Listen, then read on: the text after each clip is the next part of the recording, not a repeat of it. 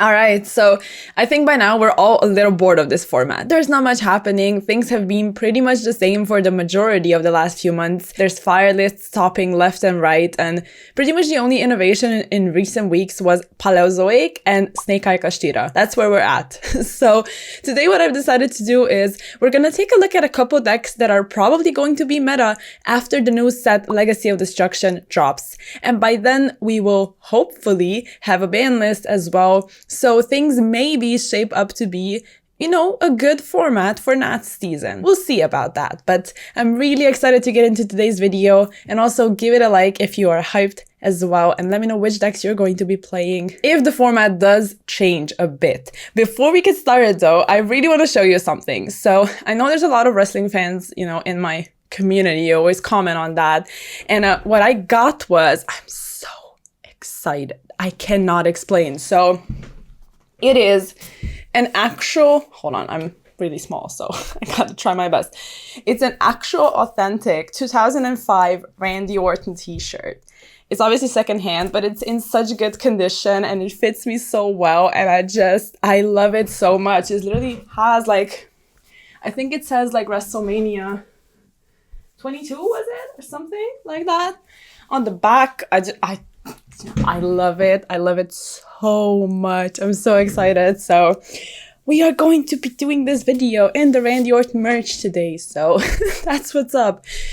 But yeah, I'm also hyped for this video. I like fire decks, but things are gonna be really good with the new stuff that's coming out. So let me catch my breath a bit and then we get started with today's video. So, okay. The first deck I want to talk about is Yubel. Now, Yubel seems to have kind of solidified itself as a rogue deck, pretty much. A deck that can catch you off guard and get a couple tops here and there, but there's it just feels like something is missing. Even if you play the Dark Beckoning Beast and Unchained stuff and all of that. But I do have a feeling things are going to be a little different with Legacy of Destruction. So let us take a look at the new support. First up, we have Infernal Grave Squirmer, which is just such a solid card for this deck because it's providing you 2 bodies, which is really good. It literally gets you into your Unchained combos as well, because pretty much all you need is 2 Fiends to go into Yama. So if you control a Fiend monster as a quick effect, you can special summon this card from your hand, and then you can destroy one monster you control that is Yubel or mentions it. And obviously Yubel is going to trigger, get out the Terror Incarnate, and then your Yubel stuff gets rolling. And you can also banish it from the graveyard and special summon one Fiend monster with 0 attack and defense from your hand or grave except itself. So it grants you bodies, and it is obviously a Fiend with 0/0 stats, meaning you can search it with the next card we're going to be talking about, which is a field spell. So let me show you this card. It's called Nightmare Throne. And when this card is activated, you can take one Fiend monster with 0 attack and defense from your deck and either add it to your hand or destroy it. So you can get access to more than just Grave Squirmer, but it does help you get your combo started. An archetype just needs a solid searcher, and this field spell pretty much is that. It's only on activation, not every single turn or something, but it's still fine. It's really Magical Meltdown or something like that. And once per turn, if a face-up Yubel monster you control leaves the field by card effect, except during the damage step, you can add one Yubel monster from your deck, grave, or banishment, which this is a new term now for the banish pile, but we're probably all gonna call it the banish pile still, at least me, to your hand whose original level is 1 higher or 1 lower than one of those monsters that left the field. Then you can special summon it, ignoring its summoning conditions. You can only activate one of this card per turn. Now, what's really cool about Yubel, multitude of things, obviously, is Yubel. It is really cool. But it's able to basically super poly your opponent's board. It just absorbs everything into the fusion, and it just has some of these gimmicky effects pretty much that are actually really annoying to deal with. Most of your stuff is not going to be able to be destroyed by battle. You take no damage. Your opponent takes all the damage pretty much, and there's just a lot of advantage that this deck is able to acquire while you're just trying really hard to go through their cards and actually deal with their things, because you cannot deal with them in a very conventional manner. And what's also really cool is a new card that's not from Legacy of Destruction. I actually don't know where this card is going to be dropping, but it's a fusion that just makes a whole lot of sense with the field spell, particularly because looking at the field spell, like the first effect, amazing. The second one is also nice, but with this fusion, it's just going to make much more sense in my opinion. So I guess we're going to take a quick look at the fusion as well, just so you know what's up with the future of this deck. But what makes the fusion really good is the fact that you basically summon it by shuffling the materials from the hand, field, and or grave into the deck and extra deck, meaning you can recycle your Yubel because you need a Yubel and a Fiend with 0 attack and defense. And you can also recycle other cards, so you get them later with your Throne. And also, like, it's actually in the deck for the Throne's second effect to be able to, like, give you some advantage. So you summon the fusion, and its effect is actually that when your opponent activates a monster of a quick effect, you can tribute the card and change the effect to be your opponent destroys one Yubel monster from their hand, deck, or field. So it's very similar to the Dark World fusion, where it just changes the effect to something that actually benefits you. And I think that's really nice. It helps you play around Nibiru, and it just helps you deal with, just annoying monster effects in general. So I think even without this card, the 2 cards from Legacy of Destruction are really going to help you, Bell. It jumpstarts the Unchained combos. It gives much more power to the deck, being able to grant you bodies, and I just think it's really, really solid. So yeah, I do think Yubel is going to be a really nice contender, and I'm super hyped about that, honestly. All right, let's move on to Tenpai Dragon.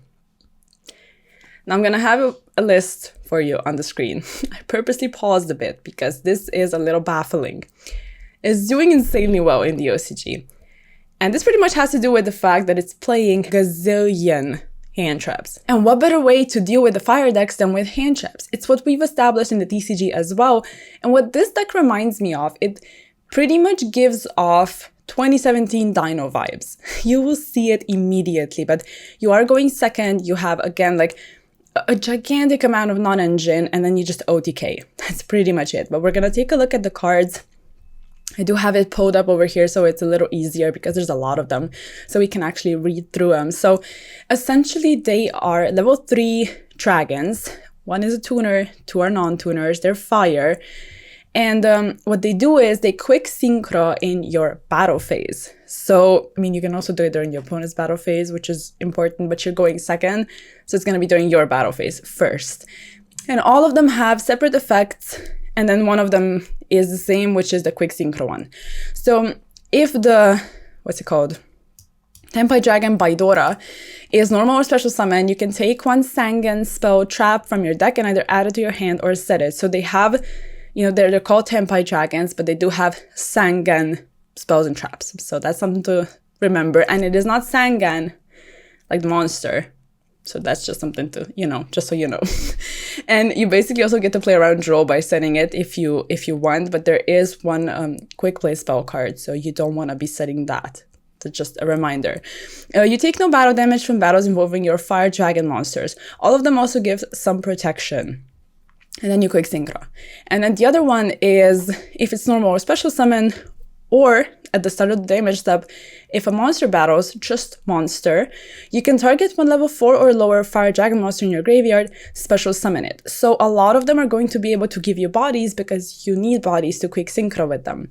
Your fire dragon monsters cannot be destroyed by battle, so you take no damage, they're not destroyed by battle, but you get to utilize their effects when they battle because they're going to remain on the field anyway.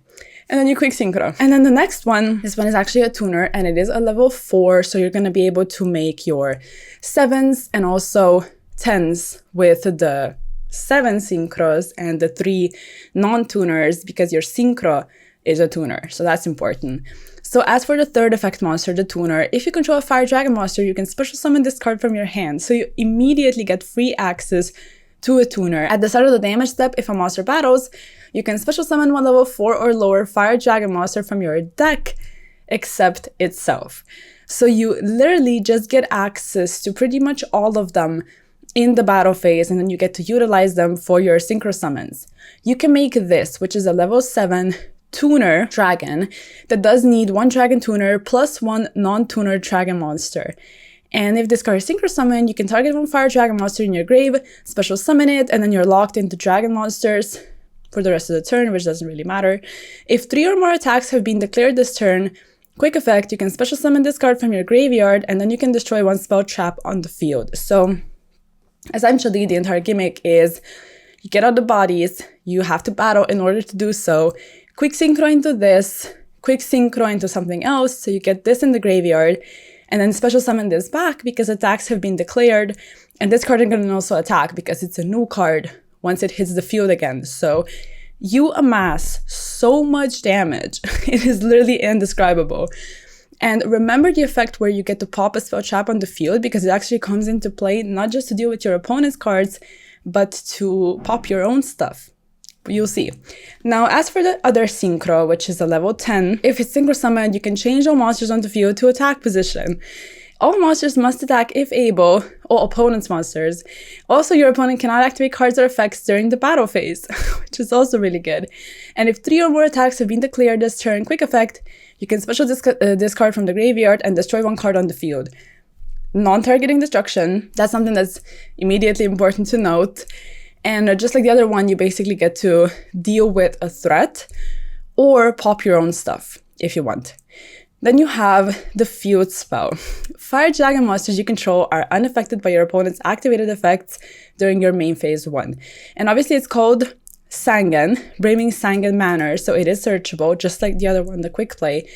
And during your main phase, you can add 1 Tenpai dragon monster from your deck to your hand, then discard 1 card. It's really good because you get to discard something that you revive later with one of the other effects. And also the first effect is just like Miscellaneousaurus. That's why I also drew the comparison with Dinos. And if this card is destroyed during the battle phase, you can target 1 dragon synchro monster you control. Its attack becomes doubled. And that's why you want to be destroying your own spell card, so you actually get to double the attack. Now, it's a lot of attack. A lot of attack. And then as for the quick play, if this card was activated outside the battle phase, you just get to activate 1 of the effects. But if it was activated in the battle phase, you can just apply any of them in sequence. And you get to basically add a level 4 or lower fire dragon monster from your deck to your hand and special summon a fire dragon monster from your hand. So you search it and special summon it. And essentially, you just get to make all of these synchro monsters attack a bunch of times. And then you get to Trident Dragon, which is a level 10 synchro. Also, it spiked very significantly, so please wait for a reprint because I'm sure we're gonna get it. You know, just on an unrelated note. Must be synchro summoned and cannot be special summoned by other ways. If it's synchro summoned, or excuse me, when it's synchro summoned, you can target up to 2 other cards you control, destroy those targets. If you do, for each destroyed card, this card gains 1 additional attack during each battle phase this turn. So essentially, you get an insane amount of damage because you get to double the attack of Trident Dragon if you pop your field spell, not to mention it attacks a bunch of times and you flip your opponent's monsters to attack. So it doesn't even matter if it was in defense position to begin with because you just deal with that issue. And yeah, that's pretty much it. You get to pop your synchros that come back anyway, so you don't mind popping your own cards with Dragian to get additional attacks, and it's a really powerful deck because you get to access all of your cards and you get to play a lot of non-engines. So this took a little while to explain, but if you're interested in this archetype, you know, I think it's going to be really, really powerful. So let's move on to some other things. First up, we have Chimera. Now this deck, I've been talking a lot of trash about Chimera because I just don't think it's that great. It has not happened to me once where I would disrupt their first play and they actually have an extender. But this might change with Legacy of Destruction because they're getting Nightmare Apprentice, which can be special summoned from the hand by discarding a card, and it searches for an illusion monster. So you get essentially an extender that's going to help you play through hand traps, which is really important. So I think Chimera is going to be nice with that, especially if Brand Diffusion does not get hit on the list. And then we also have Talons of Shudelain, which I'm not sure if it's going to be played. It's an illusion monster. I just figured I would mention it. But yeah, you can also pretty much include this in your deck. Just you Chimera players out there, please let me know if this is going to be seeing play. But I do think Nightmare Apprentice is going to be a really good card for this archetype. And let's move on to Centurion. I just think that Centurion is getting a little overlooked with this set, because there's a lot of cool cards dropping, like we talked about. You know, Yubel is at the forefront, Tenpai Dragon. There's like random Snake Eye stuff coming out, but we're not going to be talking about Snake Eye in this video because we don't know what's happening with the ban list. But yeah, Centurion is looking like it's going to be kind of nice. Now, it does depend on the ban list, but I do think if, Calamity gets hit, it's not going to be an issue. It's actually a much bigger problem if Crimson Dragon gets hit. But I do have a feeling they're not going to do that, so it won't really hurt Centurion. So let's talk about the support. They're getting Gargoyle too, which I don't know if this is going to see play. It's okay, like, seems nice, but Centurion players, please let me know. Basically, you get to send the face-up Centurion card you control to the grave to special summon it. Then you're locked from special summoning it for the rest of the turn. If it's sent to the grave as Synchro Material, you can add it to your hand, and during the main phase, you can special summon it from the back row and increase the level by 4. What's really cool about the support is the Synchro. I really like this because you just have more options now, not just Legatia. Face-up cards in your spell and trap zone cannot be destroyed by card effects, which is nice. If it's special summon, you can add a Centurion card from your deck to your hand. Really nice. And during the end phase, you can place a non-synchro Centurion monster from your grave or banishment, still such a funny word to me, in your spell and trap zone as a continuous trap. And then there's also the quick play. If a face-up monster card is in your spell and trap zone, declare a level of 4 to 8 and special summon a Centurion token with that level. It cannot be used as fusion or link material, which never really mattered to begin with. And during the main phase, you can banish this card during your main phase, You can banish it from the graveyard and send a Centurion card from your deck to the grave. So yeah, very solid support. Please let me know what ratios you want to be playing this at, if you're a Centurion player. Educate me, I would love to know, but I do think it's looking really, really solid. And then we also have some voiceless voice support. So this deck is also going to be really nice. Listen, it's not gonna get hit. It's literally a new deck, not doing that much. Like, it's kind of breaking a lot. So I think it's gonna be untouched and still really solid moving forward. So let's talk about the support. There's the ritual and also a continuous spell. Now the spell, let's talk about this one first because it's a new target for low to place face up, which is really solid. And what I've seen people talking about is to probably play ratios of 1 and 1 of each, because the ritual is just not that amazing. It's not really a negate, not doing much in terms of preventing your opponent from doing things, but with the spell card, you basically get to target a voiceless voice card in your grave or banishment, add it to your hand, and if a ritual monster is normal or special summoned, you can ritual summon, which is really good. And then you have the ritual, which you can play 1 or play 0, but it can be ritual summoned with blessings. And then when it's summoned, you basically get to draw 2 cards, discard 1 card if Lo is in the grave, and when an attack is declared, you can discard a random card from your opponent's hand. So it's nice, not that amazing, and during the end phase, you basically get to recycle a monster. So solid, but just not that busted. I still think that all of these decks are going to be seeing play. It's a lot of really good pieces of support, and I'm super hyped for the next format, so let me know if you are as well. If you liked the video, make sure to give it a like, and I'll catch you in the next one. Bye!